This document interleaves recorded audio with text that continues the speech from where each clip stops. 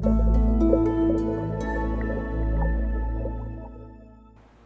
my name is Josh Rose, and I'm one of the pastors here, and it is so good that you are meeting together in your life group and discussing these things. I really hope that what you discuss here will be life-changing, and we'll be able to implement all the things that we've talked about last Sunday. So, as you remember, we talked about the rod and the staff. Your rod and your staff, they comfort me, okay? We had this really small section, really only 3 words, a rod and a staff equals comfort, right? Now, we talked about how the rod, it means God's superior power.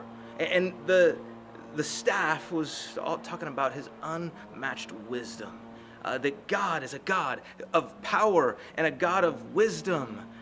And we toyed just a little bit with that idea that don't you wish God would use the rod a little bit more?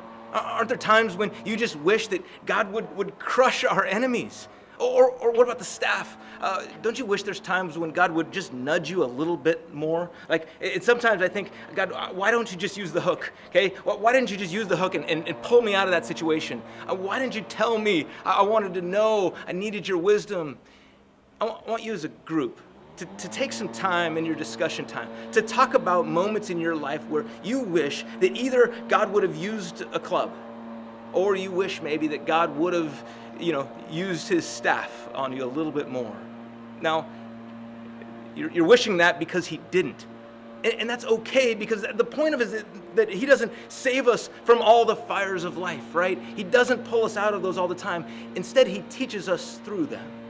And so, what did he teach you in those moments? What is it that God was showing you and revealing it to you in those times?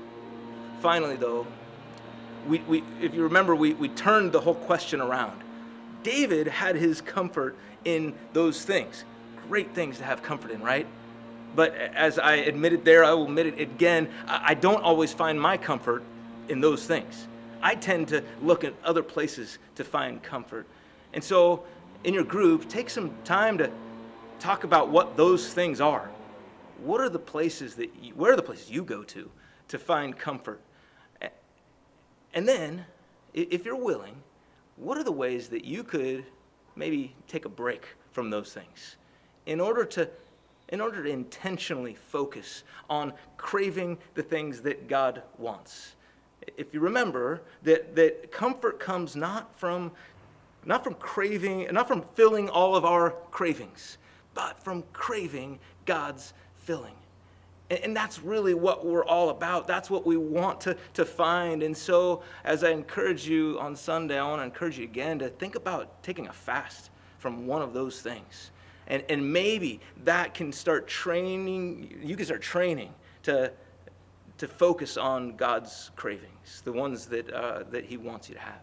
And so I hope that this will be a great discussion. Thank you so much, and God bless.